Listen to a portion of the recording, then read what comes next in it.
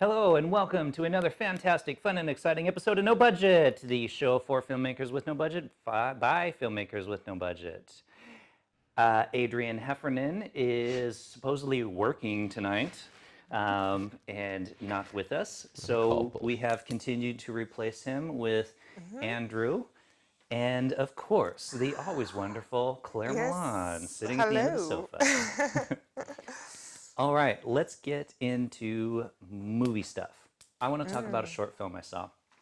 Yes. And it's called The House of Small Cubes, is the English version of it. It's made by a... Do you know the French name? I don't know, it's made by a Japanese director. Why do you care about the French name?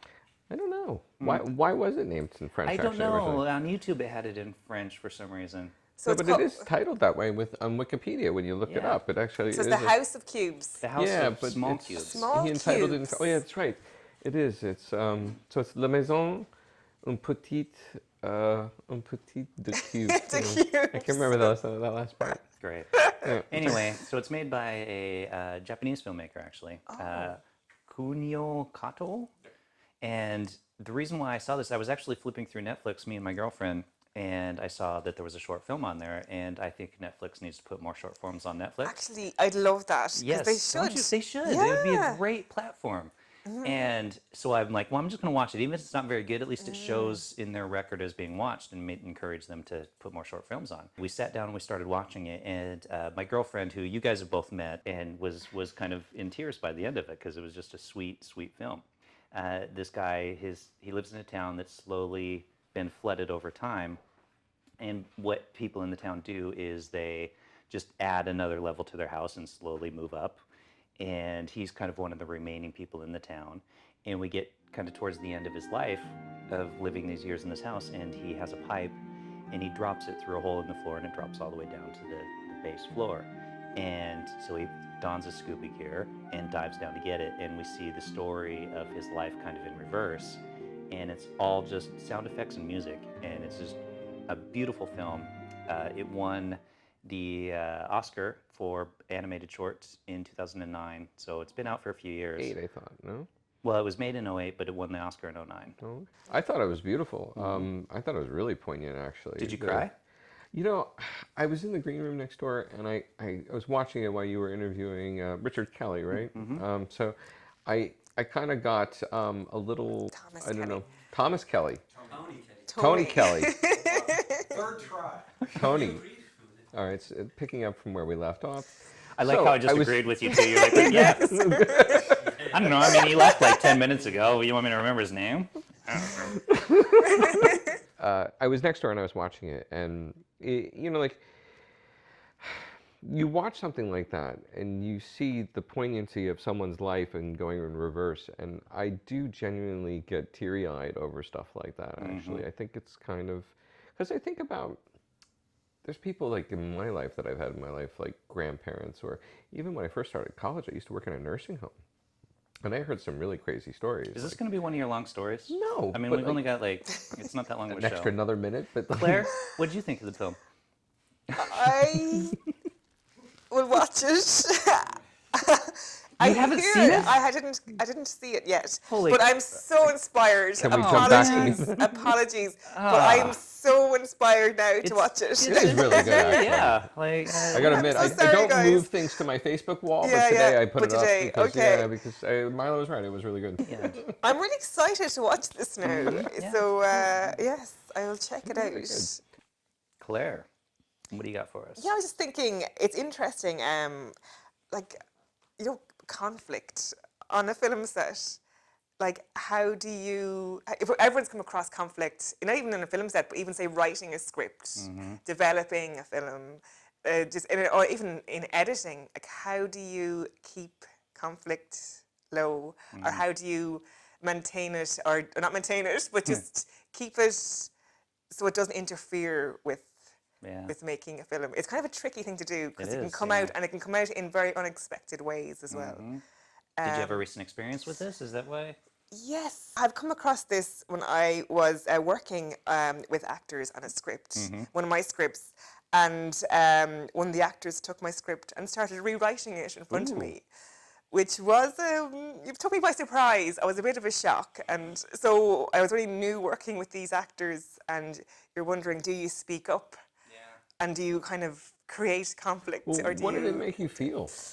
really very surprised, kind of shocked, I suppose. Did you say yeah. anything? Yeah, did you say anything? At first, I kind of held my tongue, you know, because I was, I suppose I didn't want to rock the boat at the very start, but I should have stepped in sooner. But the next day, when I went back, I had to go in and be very, very assertive and very, right, guys, we're going back to the original script. This is the way it's going to be. And the actor completely changed his tune. But it was like, I got such a shock the first day when he started rewriting my script in front of me and then directing the other actor to the same. Really? Yeah. Wow. So it was kind of one of those moments where, like, obviously you have to stand up for yourself, but you don't want to. Who was it? No comment. But it did take me by surprise. That was kind of one. Yeah.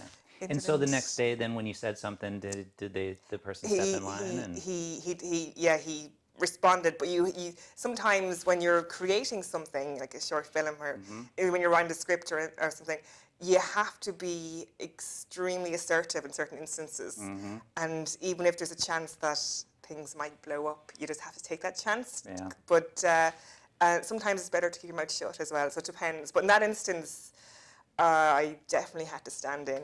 Yeah. But it was definitely a shock when that happened, you know. So, I think he was pushing boundaries. yes, yeah, and it wasn't in a good way either. It was his lack of respect, I suppose. You know, just when someone takes your script and starts rewriting good it. job of saying Yeah. something, because Oh, yeah. I've worked with you enough to know you're very easy going to work with. Yes. You know, and people will be like, Right. because even we were working on an edit, and Yeah. and you're like, you know, should we do this? And then somebody else is like, no, and you're like, okay. It's like very accommodating.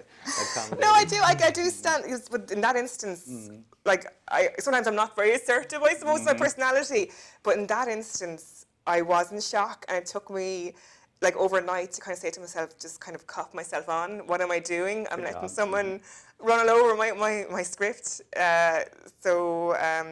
And then when I went in and said, look, guys, this is not on. This is what we're going to do. We're going back to the original script. The actor totally responded. Yeah, I mean, I guess for me, one of the things I would say is definitely never cast Andrew in anything. Okay, avoid don't worry. conflict, yeah. Fuck you, Claire. Yeah, so I guess there's a few things here to pick it apart. Conflict is fine depending on the type of conflict and how it's handled. If somebody's saying, you know, now that I've kind of gotten into this character's mind, and I wonder if maybe this line would sound a little better like this, and then you can be like, okay, well, let's hear it. And then as a director, you make the decision of like, you're right, that does sound better like this. Or, you know, no, it doesn't necessarily sound better like that, but I like the fact that you're thinking about it and keep encouraging. Sidney Lumet, famous director, he talks about this in his book. And what he does in those types of scenarios where people are like kind of pushing back, he always does the like, you know, positive, positive, negative, positive thing. And always like, you know, great, thank you for, you know, thinking about this. I really appreciate that you're. Sorry. No, that's fine. Having a sound issue on the Whoops. Oh, okay. No, we're good. Andrew has been muted. Another good method of conflict resolution is, yes, Yeah. cut their microphone That's it. so that way they can't talk. You're sitting in the middle and you're being muted. Yeah. There we go. But yeah, you can have conflict. I mean, I've been on a set with I can think of a specific actor that just drove me nuts. And the main thing is, one, don't get in, not just you, Andrew, don't worry. Is one, don't get into a fight. No. You know, like, especially as performers, we're very emotional people in general. That's what makes us good at our job, is the ability to kind of tap into an emotion.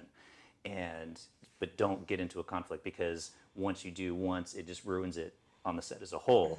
Can conflict on the set be positive? It can be. That's a good point. Like, there are scenarios where it can be positive because maybe it potentially heightens the performances. So let's say you need to get a certain strong emotion out of people, and a lot of directors are famous for doing this. If they need to get anger or they need to get some kind of a strong emotion out of somebody, they will literally piss that person off in order to get that out of them.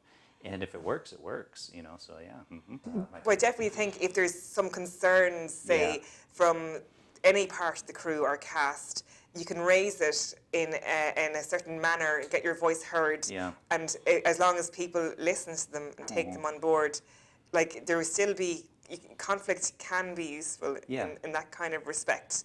Even in the funny having been in the corporate world for a while, people often worry in the boardroom, like the most important person gets to kind of say whatever they want, and everybody just kind of goes along with it. And there's a certain school of thought that that's actually not a good thing, that people should be like trying to point out flaws and stuff people say. Devil's advocate. Yeah, because then you try to work to make it better. And it can work the same way on the set. Like, I don't mind personally if I write something or if I'm doing something and people come up to me and say, you know, it might work better this way or this way. Andrew, you probably have a lot of conflict in your life. Yes, actually, I have. How do you resolve it? Deep breaths. Yeah. Take a Zen moment. Yeah, or a Xanax, one or the other. Tends to resolve conflict quite easily, actually. No, actually, there is one time that I do remember I did have conflict, actually, with a producer doing voiceover work for GMC truck commercials when all other actors were on a strike, so basically I was a scab. But I was an editor also in the facility, so it was just made it easier that I just read. I didn't like the direction points that were being made to me, and I disagreed with them, but I kept trying to do it the way they wanted, and it took an obscene number of takes. Like, I had been around long enough to know that any professional stepping up to the mic to do that would have been able to cut it probably in 2 or 3 takes for a 30-second spot. And then we did trim one for a 15-second spot, but like, we were in there for like 2.5 hours, and that was ridiculous to me. And I didn't like the producer's point of view because he had me doing it a different way every single time, and I kept trying to say, I am doing it the way you want me to do it. Yeah. And it was him that had He an didn't issue. know how to give the direction. Yeah, and but he also didn't know what he wanted. Yeah. And like, he made me run the gamut of that, and I got really pissy with him, and that's pretty much how it ended. Actually, was just, okay, well then that's it, we're done. And I never got asked back, obviously. So, but I don't even think the commercial ever got made, actually, to be honest with you. I think they might have pulled, but Yeah, I don't know. I think we're getting close to wrapping it up, though. Any last words? no. No, it's Lovely to see you, man. Lovely to see you. they've resolved You their too, Claire. conflict now. We've resolved our conflicts. With that, we are going to bring another episode of No Budget to an end. If you have any conflict with anything that we say, write it in the comments below. And we'll see you next month. I was going to say with that again, but I don't like repeating myself. See you. Bye.